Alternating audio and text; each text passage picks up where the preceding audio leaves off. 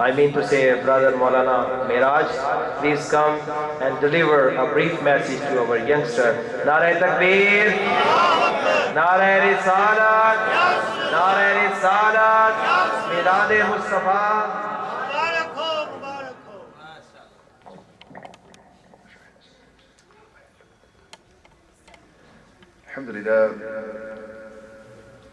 الحمد لله رب العالمين والعاقبة للمتقين والصلاة والسلام على سيد الأنبياء والمرسلين وعلى آله وصحبه طيبين طاهرين مع بعض. فأعوذ بالله من الشيطان الرجيم. بسم الله الرحمن الرحيم. قل بفضل الله وبرحمته فبذلك فليفرحوا هو خير مما يجمعون. صدق الله العظيم. الصلاة والسلام عليك يا سيدي يا رسول الله. الصلاة والسلام عليك يا سيدي يا حبيب الله. الصلاة والسلام عليك يا سيدي يا نور الله صلى الله تعالى عليه وسلم. من هنا سيد زياد الحق ساب، من هنا شاكر علي نوري ساب، من هنا مقصود قادري ساب، أنا قاري محمد حسين ساب، أنا قاري مقصود ساب. Respected elders, brothers and sisters in Islam, Assalamu alaikum wa rahmatullahi wa barakatuh.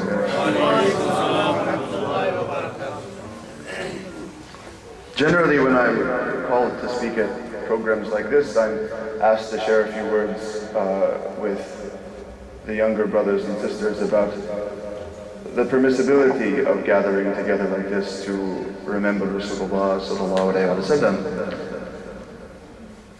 Today, in the few minutes I have, I thought I might do something a little different.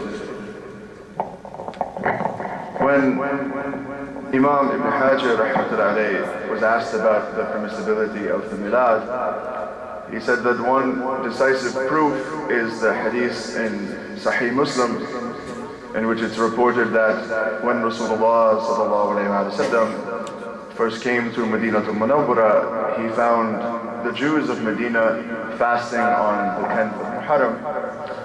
And when he asked them sallallahu alayhi wa sallam why it is that they fast on this day, they replied that it was on this day that Pharaoh was drowned and Musa alayhi salam and the Bani Israel were liberated, and for this reason, out of gratitude, we fast on this day. And of course, famously, Rasulullah sallallahu alayhi wa sallam said that his ummah has even more reason to be thankful on that occasion than they do. And then he commanded us to fast on that day. And Imam Ibn Hajar says that this is a proof that in our religion we have general permission to commemorate particularly blessed events in our history, not just once, but year after year on the anniversary of that particular occasion. But in this fatwa, he's talking about permissibility because that was the question that he was asked. But in regards to the Milad, there are two issues. There's permissibility of the celebration and there's the significance of that celebration. And if he's telling us that this one occasion in our history is an occasion worthy of our celebration, what about the moment in which he sallallahu alayhi wa sallam came into this world? And the reality is, this is yes a proof for its permissibility, but the significance of this event and the reason why we celebrate it stems from the fact that we come together on this day in particular, on this occasion in particular, because all of these events, including that day when Musa alayhi salam and the Bani Israel were freed from Pharaoh, all of these significant events in our history prior to the birth of Rasulullah sallallahu alayhi wa sallam were but preparation for the coming of Rasulullah sallallahu alayhi wa sallam. And all of the events that have taken place since the time of Rasulullah sallallahu alayhi wa sallam are the result of the coming of Rasulullah sallallahu alayhi wa sallam. So in the few minutes I have, I just thought we would consider one event in our history after the time of Rasulullah sallallahu alayhi wa sallam that would demonstrate to us that all of history prior to his birth sallallahu alayhi wa sallam was rising towards that great event, and all history since his birth sallallahu alayhi wa sallam has been descending from that moment. And we can do this from the very beginning. There's not a great moment in the history, not just of mankind, but of the universe in which he sallallahu alayhi wa sallam was not present. But we'll take one event, because it was on my mind this afternoon. We live in a time when Muslims are desperately searching for some solution for what seem to be innumerable problems. Perhaps if we had greater political representation, perhaps if we had more television stations and a better image in the media, things would be better. This is generally what we think. And often we look back to certain leaders that we had in our more glorious past as an example, if we only had men like him. And I thought of one of them today. Sayyidina Salahuddin Ayyubi, rahmatullahi alayhi, who both the people of Ahl Sunnah and others tend to look to as a source of inspiration. But the question is, who is it towards whom he turned when he was trying to overcome problems far greater than our own? Just prior to the liberation of Jerusalem from the occupation, just prior to that great moment in the life of Sayyidina Salahuddin Ayyubi, rahmatullahi alayhi, there was another victory that he achieved a few miles outside of the city of Jerusalem in a place called Hittin. And there, this is a very strategic moment in his march towards Jerusalem, because it was there that he was able to capture a fort that overlooked a road leading towards Jerusalem, giving him some leverage. He also happened, during the course of that battle, to have captured the king of Jerusalem and one of the great crusaders, Reinald. Now, the king of Jerusalem was a relatively reasonable man who actually respected Sayyidina Salahuddin, rahmatullahi alayhi, but Reinald was the man who had even gone to the king and proposed that they, after having taken Jerusalem, na'udhu billah, they move on to Makki. But even the king said, this is too much.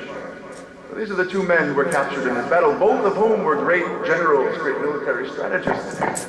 They were shocked that Sayyidina Salahuddin captured them. And so they requested an audience with him, so they could ask him, how did you do this? Graciously, he invited them into his tent and he sat them down, and they said, no one before you was able to accomplish this. Men of greater influence, greater strength, came to us and offered no resistance. So they asked him, what did you do that was different? And the words that he spoke, and this was recorded on that day by his historian who kept track of these events. I said, Salahuddin, what did you do that was different? Very brief response. And this is our response today, what it is that we need to do. He said, I sought help in Muhammad sallallahu alayhi wa sallam, and Allah helped me in my struggle with you. This is the closest thing that we have to a Sahih report from the mouth of Salahuddin, that he ascribed his success from birth to death to Rasulullah sallallahu alayhi wa sallam. This is why when he came to Jerusalem, he arrived outside the walls of Jerusalem on the 20th of Rajab. And when he got there, he asked for someone to point out to him where it was that Rasulullah ﷺ was standing when he rose up into the heavens. And to demonstrate to us that this was true, that it was through Muhammad ﷺ, through Rasulullah ﷺ, that Allah subhanahu wa ta'ala had strengthened him. Allah subhanahu wa ta'ala prevented Sayyidina Salahuddin from crossing through those gates into Jerusalem for 7 days. Think of this. He arrives at the walls of Jerusalem on the 20th of Rajab. And for 7 days, Allah subhanahu wa ta'ala will not let him enter. So we will know for whose sake he walked through that gate. And miraculously, after resistance, 7 days of resistance, on the 27th of Rajab, Allah subhanahu wa ta'ala opened the gates for Sayyidina Salahuddin so that he could walk through. Why? To remind him and to remind us that he was only entering into that place, because that was the place where Rasulullah sallallahu alaihi wasallam stood when he was raised into the heavens. So during this time, not just during this month, but whenever we gather together to remember Rasulullah sallallahu alaihi wasallam, we must firmly understand that whatever good that has come to us, and what inshallah whatever good will come to us, will only come to us because of Rasulullah sallallahu alaihi wasallam. And whatever weakness we find in this ummah is only because of that weakness in that link between us and him, sallallahu alayhi wa sallam. So we ask that Allah subhanahu wa ta'ala, on occasions like this, what will He give us, inshallah? We ask that He give us that closer bond with Rasulullah sallallahu alayhi wa sallam. And by means of that we ask that He strengthen this ummah, inshallah. Walhamdulillah rabbil alameen. Jazakallah khairan.